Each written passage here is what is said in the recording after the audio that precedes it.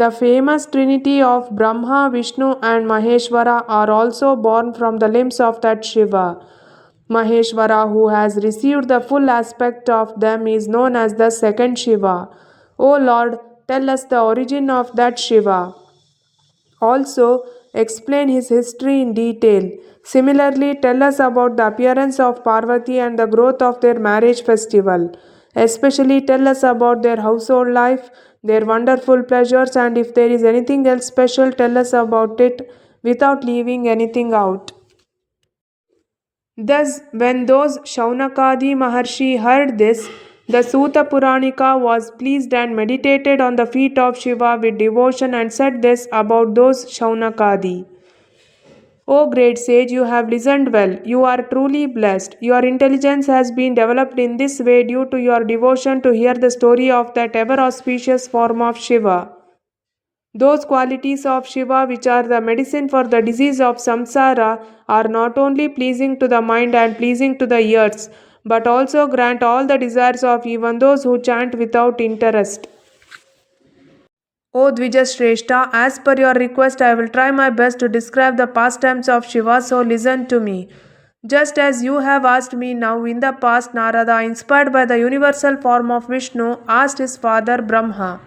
Brahma, who was devoted to Shiva, was pleased to hear his son's words and began to describe the qualities of Shiva with love, delighting the mind of that Narada.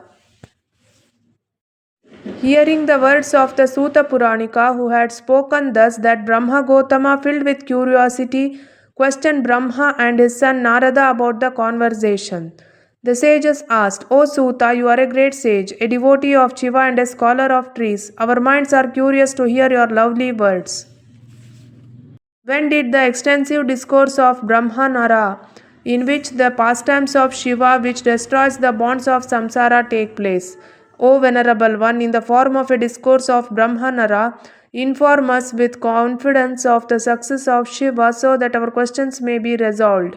Hearing the words of the self-confident Shaunakadi Maharshi in this way, the Suta Puranika became happy and began to narrate the discourse of Brahmanara.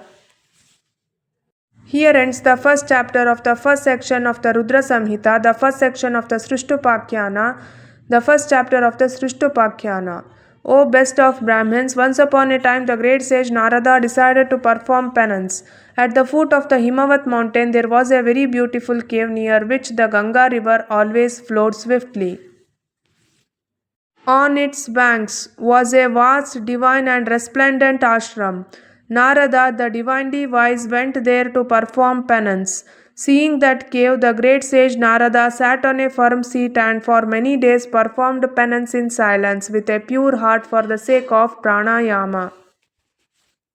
Shiva Purana will be continued in the next episode. If you like this video, please like, share and subscribe to my YouTube channel. Thank you for watching.